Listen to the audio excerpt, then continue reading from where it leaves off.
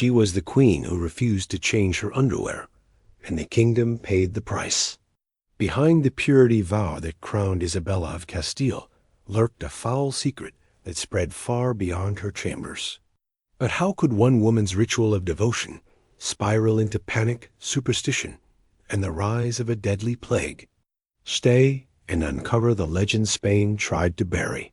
Isabella of Castile believed her body was a vessel chosen by God, and that every choice she made, even the intimate ones, shaped the destiny of her kingdom. She had taken a vow of purity during the darkest years of the Reconquista, swearing that she would not change her undergarments until Granada fell. To her, the vow was sacred. To the court, it was strange.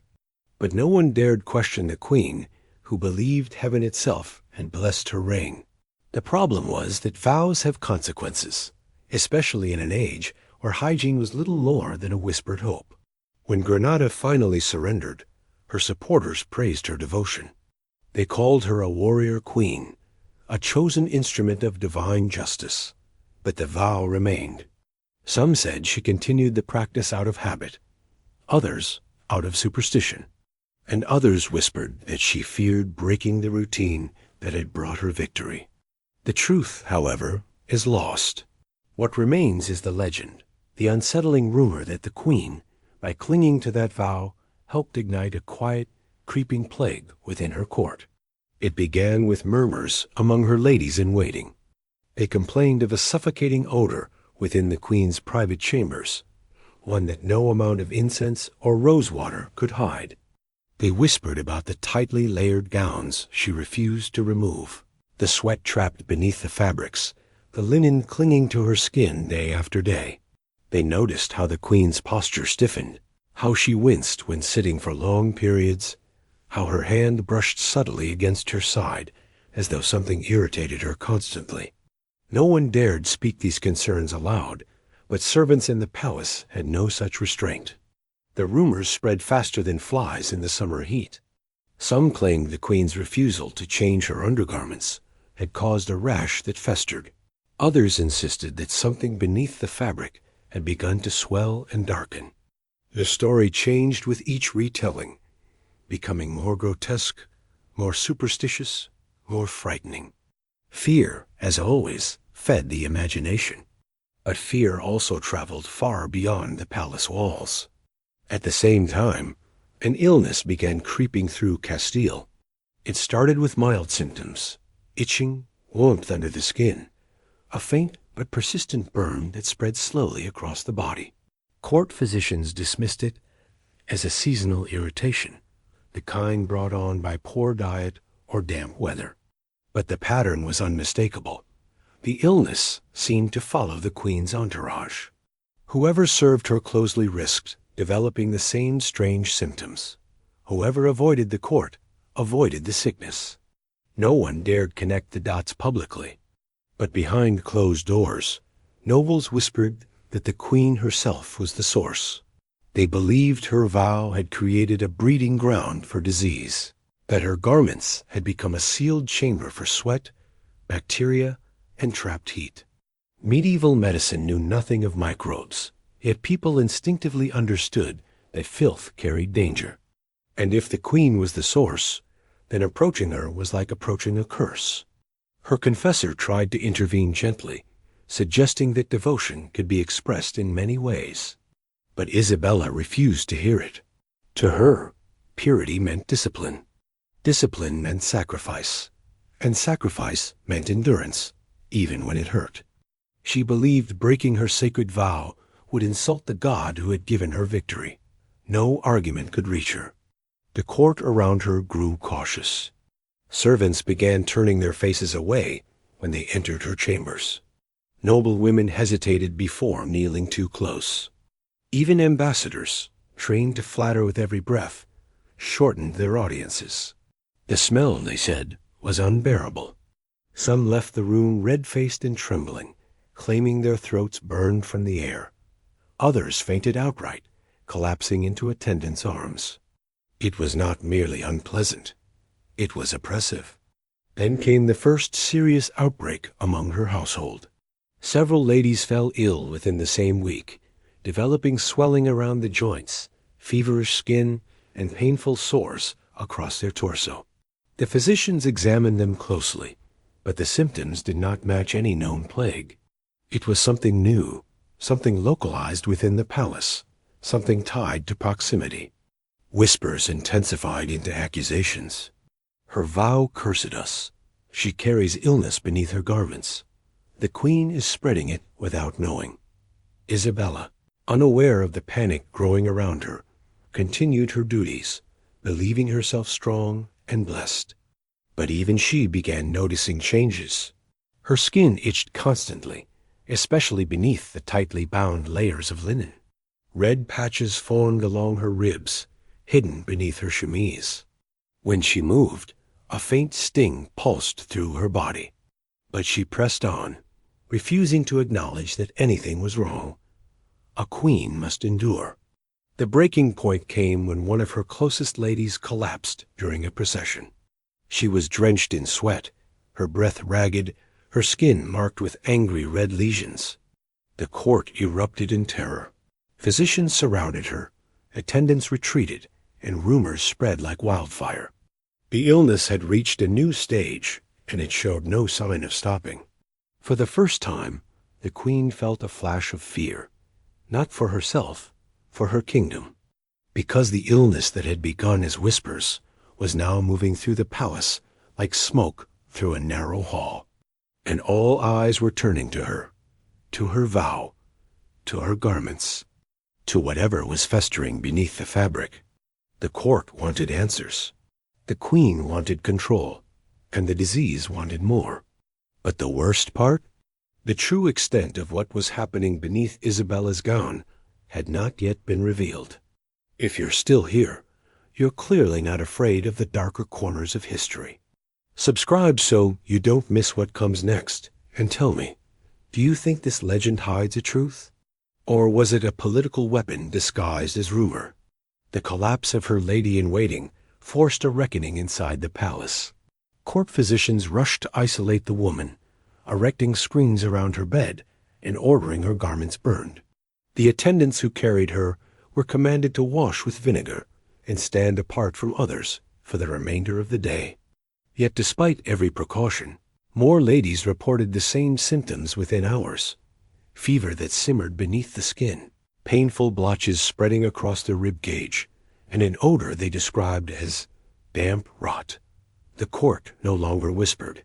Now it murmured openly, its fear growing too large to contain. But the most troubling detail was the pattern. Every woman who fell ill had spent extended time near the queen. Every messenger, maid, or attendant who lingered in her chambers too long developed the same burning rash. Even a young page who helped adjust the queen's heavy ceremonial robes during Mass began to scratch at his arms within a day. It was impossible to ignore.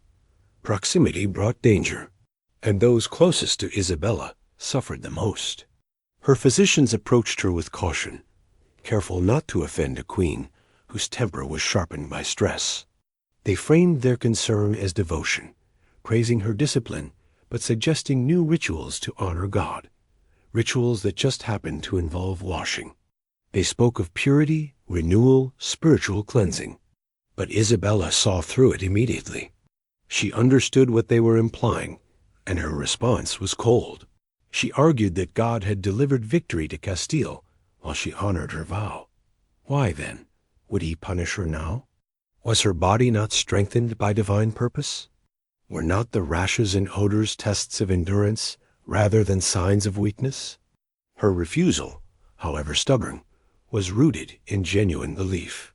To her, discomfort was a holy burden. Admitting fault would mean admitting she had misunderstood God, and Isabella of Castile did not make mistakes. But outside her private chambers, panic was rising. Servants assigned to her household begged to be transferred. Cooks whispered that trays returning from her rooms carried a sour scent. Guards at her door rotated shifts faster than protocol required. Even the palace dogs avoided her corridor. Fear created distance, and distance created opportunity for rumors to transform into grotesque exaggerations. Some said that beneath the queen's undergarments, her skin had turned black. Others insisted the linen had fused to her flesh from years of sweat and friction. A few claimed worms crawled beneath her clothing, feeding on her body. Medieval imagination was a wild engine, and once it started running, it devoured every boundary between reality and superstition. The truth did not matter anymore. Perception did. The clergy grew involved next, as priests worried the swelling illness might be a divine warning. They urged the queen to confess more frequently, to allow holy water to be sprinkled over her chambers, and to consider easing her vow in private. Isabella resisted. She believed the illness spreading through her court was unrelated to her practices. She blamed poor sanitation among the servants, spoiled food, damp walls, anything except herself. But her confidence began to erode when she noticed changes that she could no longer explain away. At night, when her attendants undressed her for sleep, she felt a burning sensation beneath the layers of linen, an acidic warmth radiating from her sides. When she finally allowed one physician to examine a small portion of her skin under the chemise, his reaction was immediate and troubling. He widened his eyes, stepped back, and muttered something about corruption of the flesh. He suggested compresses, salves, even mild cauterization, but the queen dismissed him, telling him she healed through grace, not knives. Yet the symptoms worsened. She woke drenched in sweat. Her ribs throbbed some mornings, as though bruised from within. The itching spread across her back, then down her thighs. During council meetings, she shifted constantly in her chair, unable to find relief. The courtiers noticed, even if they pretended not to. They watched the queen tug subtly at the fabric beneath her gown. They saw how she tensed whenever she sat. They saw her skin grow pale under the weight of discomfort. And then came the stench, faint at first, then unmistakable. It clung to her linens, her gowns, her presence. Even frankincense failed to mask it. Attendants gagged behind their sleeves. Ambassadors requested shorter audiences. The queen's dais began to feel like a throne surrounded by invisible smoke. It was a smell that signaled not just disease, but decay. Fear reshaped politics. Nobles began meeting in secret, discussing succession in hushed tones. Foreign envoys reported strange stories to their monarchs, framing Castile as a kingdom on the brink. Even Ferdinand, her husband, tried to intervene delicately, urging her to consider medical evaluation for the sake of stability. But Isabella interpreted every suggestion as an attempt to undermine her authority, a threat to the identity she had built through discipline and sacrifice. Meanwhile, the illness spread from her chambers to other parts of the palace. Young pages developed lesions. Several guards reported painful swelling beneath their arms. A priest collapsed mid-sermon during a private mass held for the queen. Panic seeped into every corner of the court. The disease was moving beyond her inner circle. It was no longer a rumor. It was becoming a plague. The pressure on Isabella mounted. And the queen, though determined to maintain control, could not ignore the weight of fear tightening around her. Something was happening beneath her garments, something she refused to acknowledge, but that everyone else could smell. All it would take was one moment, one night, one decision, and the legend or the truth would spill into the open. What happened in the queen's chambers next would push the entire palace to the edge of hysteria. If you're deep into this story, hit subscribe so you don't miss what unfolds next. And tell me, do you think the queen was truly cursed? Or simply trapped in her own beliefs? The illness creeping through the palace finally reached a point where no amount of incense, prayer, or denial could suppress the panic. By early winter, the queen's private quarters had become a place of dread, a suffocating labyrinth of heavy drapes, flickering candles, and anxious attendants who moved as if every breath carried risk. Physicians entered reluctantly, gloved in linen and muttering protective prayers. Servants tried to avoid touching anything directly, using cloths to handle garments, pillows, even the queen's chair. And yet, despite all precautions, more members of her household fell ill. The most alarming cases emerged among the queen's seamstresses. These women handled her clothing daily, inspecting it for wear, repairing loose threads, layering gowns for ceremonies. They began to suffer rashes across their arms and chests, accompanied by fever that left them weak and trembling. One collapsed at her work table, her skin mottled with red patches. Another refused to enter the sewing room after finding a gown so saturated with sweat that it felt alive with heat. Their symptoms followed the same pattern seen throughout the court, but with harsher intensity, as though her garments carried something the rest of the palace only sensed from afar. Meanwhile, the queen's condition grew more complicated. Every morning, she awoke with new irritation spreading beneath her clothing. Her attendants noticed how she hesitated before allowing them near, as though afraid of what their eyes might reveal. When she bathed, a rare event, she insisted on remaining partially clothed, never allowing anyone to remove all layers at once. She feared judgment more than disease. But her discomfort betrayed her. Her movements slowed, her breath shortened, her complexion shifted between pallor and feverish red.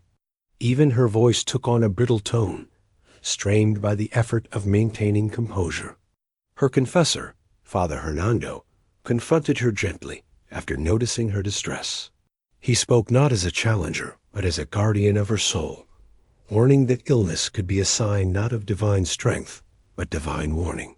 He urged her to reconsider her vow, to allow cleansing not as a betrayal, but as an act of obedience to the health God had entrusted her with. But Isabella remained stone-faced. She insisted that holiness demanded endurance, and that her suffering purified not only herself, but her kingdom. The vow, to her, was not a superstition. It was a shield. But shields crack. One night, as she prepared for bed, a sudden wave of heat surged through her body. Her attendants rushed to fan her, but her skin seemed to radiate fever through every layer of fabric. She clenched her teeth, gripping the armrest of her chair as though holding back a scream. Her groom of the chamber watched in alarm as she struggled to stand, her legs trembling. She finally allowed herself to be laid in bed, her breath shallow, her eyes reflecting candlelight like polished stone. The episode passed within minutes, but the court would never forget the look on her face, a mixture of agony and fear. From that day, whispers became bolder. Nobles began privately questioning whether the queen's judgment had been compromised by illness. Some wondered if she was spreading the sickness intentionally, interpreting her refusal to change undergarments as a sign of fanaticism gone too far. Others feared the disease itself had corrupted her mind, and a few more politically minded saw an opportunity. If the queen was weakened, perhaps certain factions could maneuver for power, influence, or even succession. At the same time, the palace itself seemed to decay under the weight of fear. Hallways once filled with chatter became silent. Servants hurried in pairs, avoiding dim corners where sickness might linger. Even foreign emissaries sensed the tension. A Venetian diplomat wrote that the odor in the palace was heavier than incense and thicker than the winter fog, and that he feared carrying whatever plagued Castile back to his homeland. The queen noticed the change. She felt it in the way people recoiled subtly when she approached, in the stiffness of their bows, in the beads of sweat forming on their brows despite the cold season. Her chambermaids trembled when adjusting her attire. Her musicians shortened their performances. Even her beloved children visited less frequently, kept away under the guise of schoolwork or minor illnesses. Isolation spread around her like a second plague. Still, she refused to yield. Her pride, her belief, her fear of divine disapproval, all intertwined into a resolve that grew harder even as her body weakened. She interpreted the court's fear as a test of loyalty. She interpreted her own discomfort as spiritual refinement. and she interpreted the spreading illness as proof that her kingdom needed purification, not capitulation. But the breaking point arrived without warning. One morning, her most trusted attendant, a woman named Ines, who had served her since youth, entered the queen's chambers carrying a tray of hot water. Ines, unlike the others, had never shown fear, had never faltered in duty.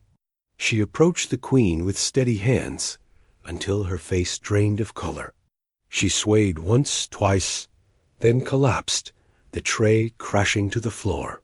When attendants rushed to lift her, they discovered an alarming sight.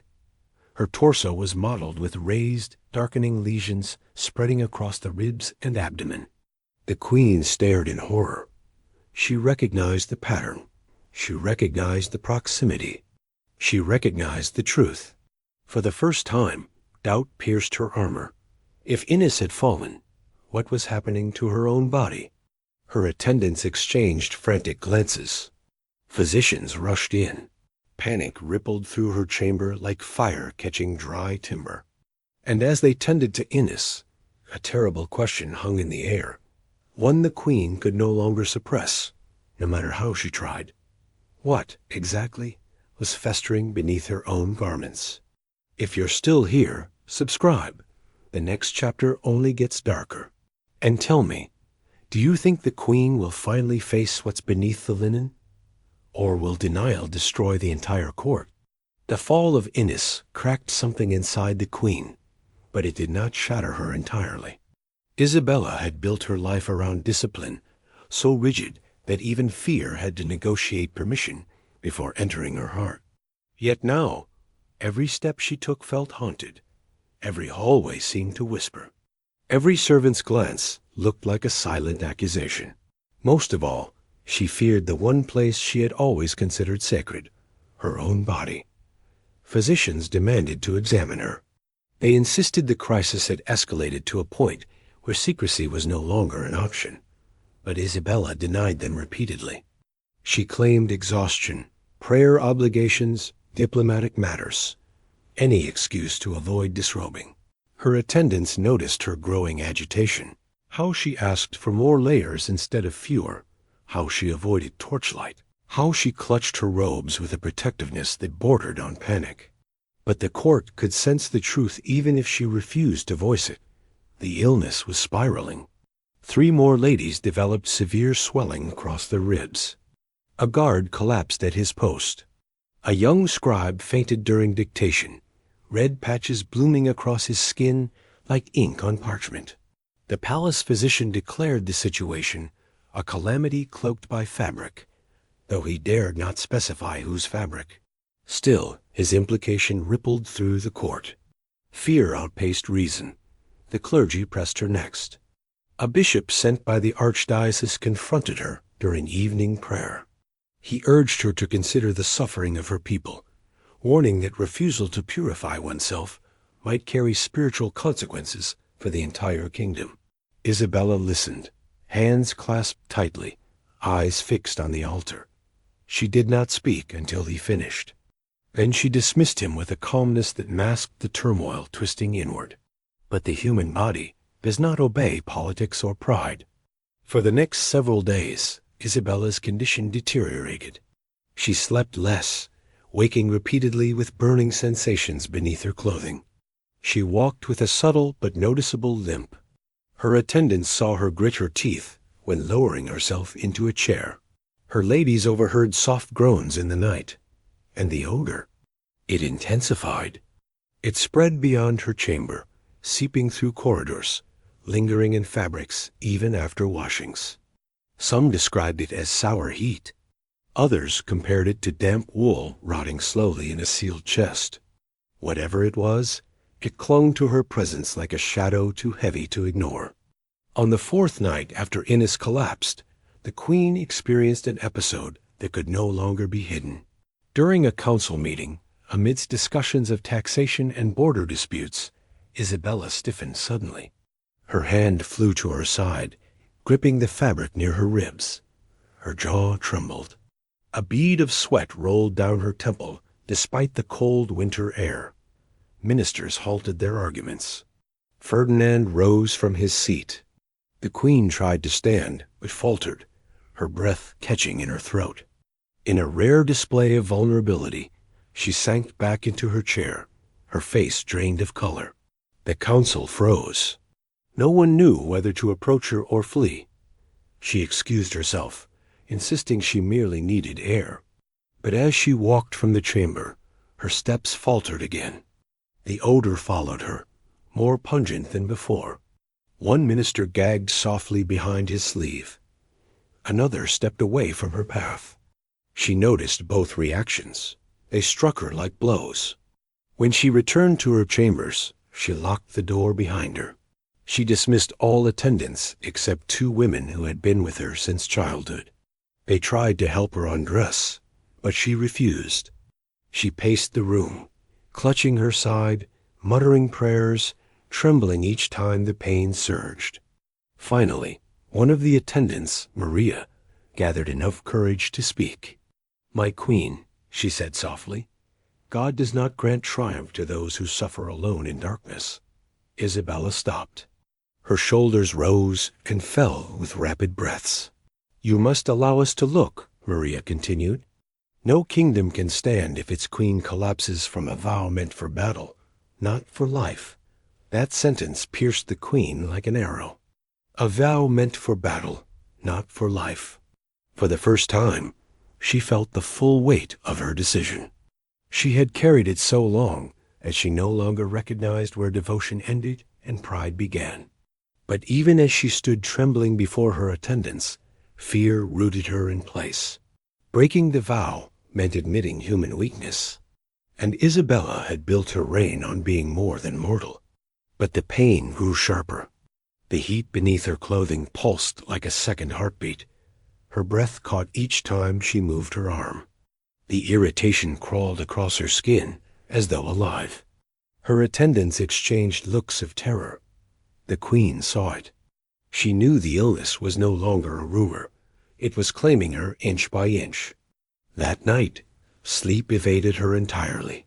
She lay awake, the sheets damp with sweat, listening to the quiet crackle of torches outside her door. Her heart pounded against her ribs, each beat sending a wave of discomfort through her torso. She finally sat up, unable to bear the pressure of the mattress against her back. Moonlight streamed through the window, illuminating the outline of her gown, and the faint, darkened patches forming where sweat and irritation had seeped through.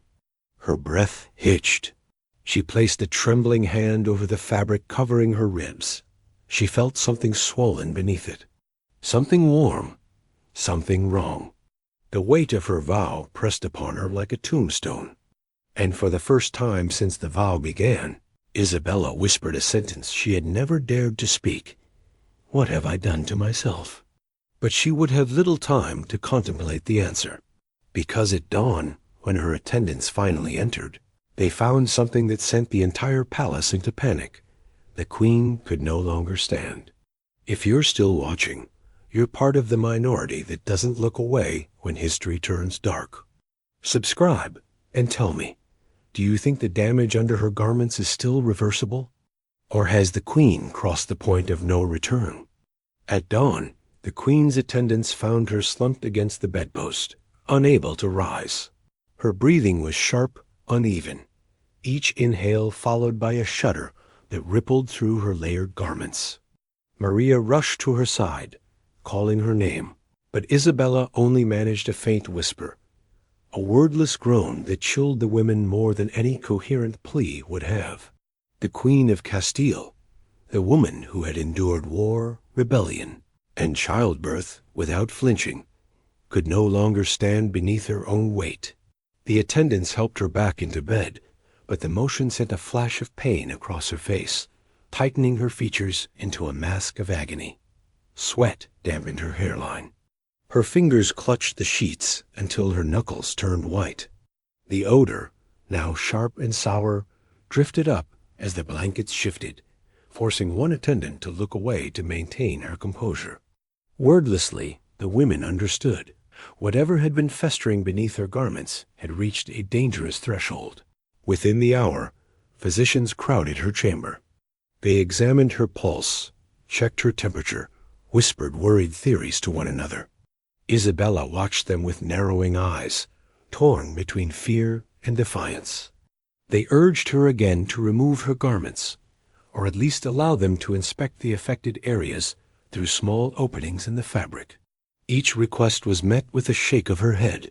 Her vow, forged in the crucible of war and sanctified in victory, still held her captive. The physicians were torn. They could not force the queen to disrobe, but every moment she refused placed her at greater risk. Finally, the royal physician spoke plainly. Her condition was worsening rapidly, and if action was not taken soon, she might lose the ability to breathe or remain conscious. His words struck the court like a blow. The nobility, already uneasy, now teetered on the edge of panic. Ferdinand was summoned. He arrived pale, strained, pacing the length of her chamber before kneeling beside her bed. He took her hand, which trembled visibly beneath the blankets. For the first time, he confronted her with harsh honesty, telling her that her vow had served its purpose long ago, and that refusing help now would endanger not only her life, but the stability of the entire kingdom. Isabella turned her face away. Though her eyes glistened with a fear she tried desperately to hide. The illness spreading through the palace had grown severe. Several attendants were bedridden. 2 guards were too weak to stand. A scribe had lost consciousness a second time. People whispered of a curse. Others murmured that the queen's stubbornness had invited divine wrath. Still others believed the disease was rising from beneath her garments, leaking into the palace like a toxic vapor. The atmosphere in every hallway was heavy with dread. Servants avoided the queen's corridor entirely unless commanded. The clergy returned to her side. A priest placed a crucifix on her bedside table and urged her to confess. He spoke of humility, of surrender, of how even saints bowed to necessity when the body faltered. But Isabella clenched her jaw. Her vow had been a promise to God. Breaking it felt like betrayal. And yet, her body pulsed with warning signs she could no longer ignore. Pain shot through her ribs with each breath. The heat beneath her linen felt unnatural. When she shifted slightly, her attendants noticed her wince sharply, as if something inside her tugged or pulled against the fabric. By midday, her condition deteriorated further. Her cheeks flushed with fever while her lips paled. She could barely swallow water. She dozed in and out of shallow, restless sleep, mumbling prayers and fragments of childhood memories. The attendants tried to cool her forehead with damp cloths, but the warmth radiating from beneath her garments only intensified. The physicians exchanged grim looks. They knew that no remedy could work unless they identified the source of her affliction. The crisis reached its apex when a young novice assigned to assist the clergy during evening prayers collapsed before reaching the queen's chamber. His breathing was ragged, and his skin displayed the same mottled irritation now seen throughout the palace. He had not touched the queen, only walked past her door. The court erupted in terror. People fled down hallways. Servants locked themselves in rooms. The palace, once a symbol of triumph, now felt like a besieged fortress under attack from an invisible enemy. That night, the council met in secret. Ministers and nobles debated the queen's condition, the spreading illness, and the possibility that the palace itself needed to be evacuated.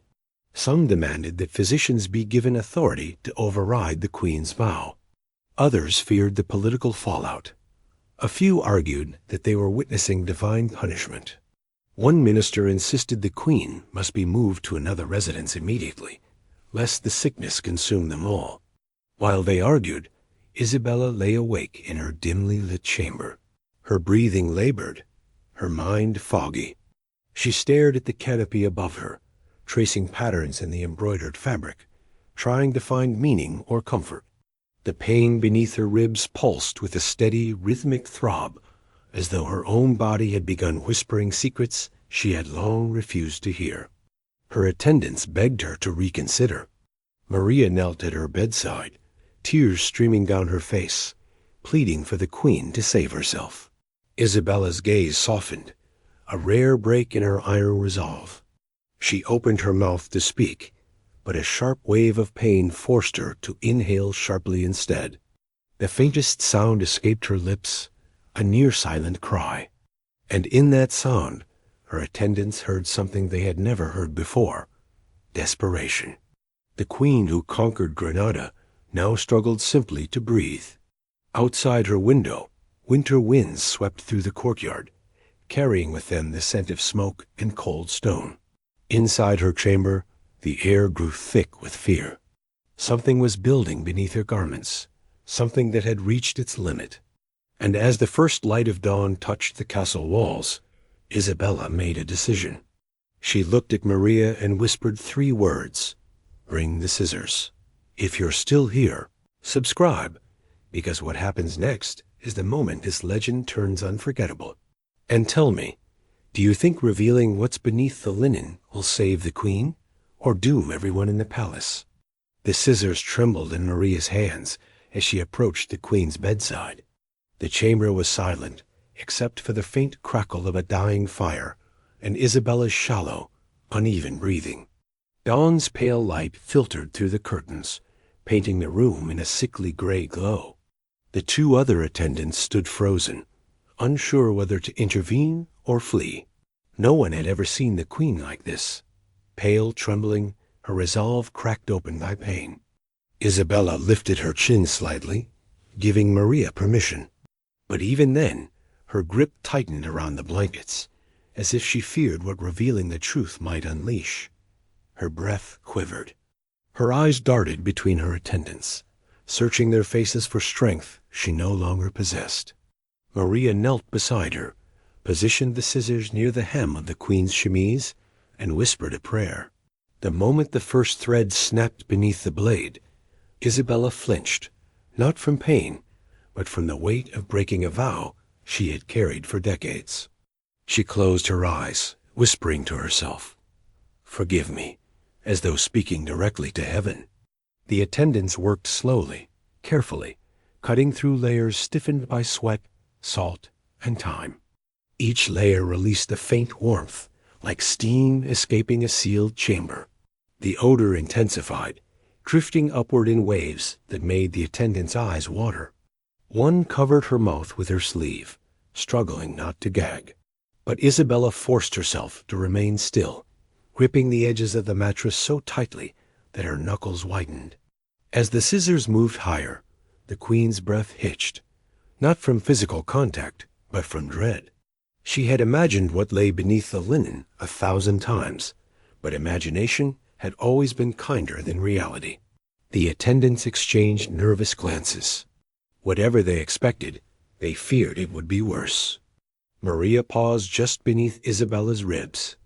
"My queen," she whispered, "shall I continue?" Isabella opened her eyes. Fear flickered across them like a candle on the edge of extinguishing. But beneath it, something else emerged: acceptance, resolve, a quiet, exhausted surrender. "Do it," she whispered. The blade rose again. But before Maria could cut further, the chamber door burst open. Physicians rushed in, followed by Ferdinand, several priests, and half the council. Someone had informed them, perhaps out of panic, perhaps out of hope, that the queen was finally allowing examination. The moment they entered, the odor hit them like a physical force. A physician staggered backward. One minister pressed a cloth to his mouth, eyes watering. Ferdinand hesitated only a second before crossing the room, falling to his knees beside his wife. "Isabella," he whispered, "you must allow them to help you fully." The queen turned her head slowly toward him. Sweat beaded across her forehead. Her lips trembled as she tried to speak, but exhaustion overtook her. For a moment, her body sagged sideways, and Ferdinand caught her before she slipped from the pillows.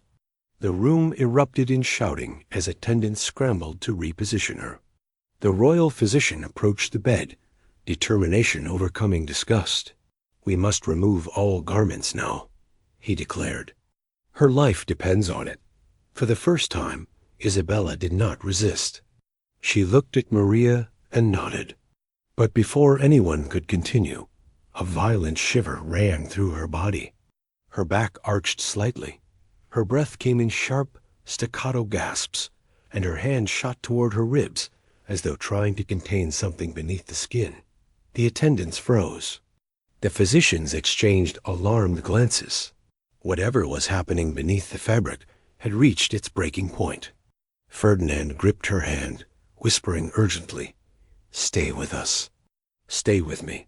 But Isabella's gaze drifted unfocused toward the canopy above her, as if she were staring past it into something the others could not see. Her breath slowed. Her eyelids fluttered.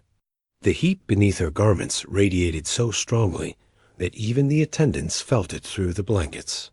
Maria raised the scissors again, but at that precise moment, Isabella let out a long, trembling exhale, the kind that empties the body not just of air, but of resistance. Her hand went limp in Ferdinand's. Her head tilted slightly to the side. The entire chamber fell silent. "Isabella?" Ferdinand whispered. No answer. A physician rushed forward, checking her pulse.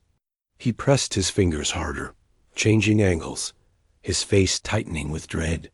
The priest stepped forward, clutching his crucifix. The attendants stepped back, tears spilling down their cheeks. The physician lowered his head. The queen was gone. The chamber erupted, not into screams, but into stunned, breathless devastation. Ferdinand covered his face. Maria collapsed to her knees, the scissors falling from her hand. The councilmen exchanged horrified glances, realizing the political storm about to descend upon Castile. The priests began hurried prayers, fearing what her death might mean for the already terrified palace. But the most unsettling question hung in the air like smoke. If the queen's vow had caused her such agony alive, what had it done to her body in death? The odor intensified sharply, as though released from within the still warm garments. The physicians stepped back instinctively. The attendants covered their faces.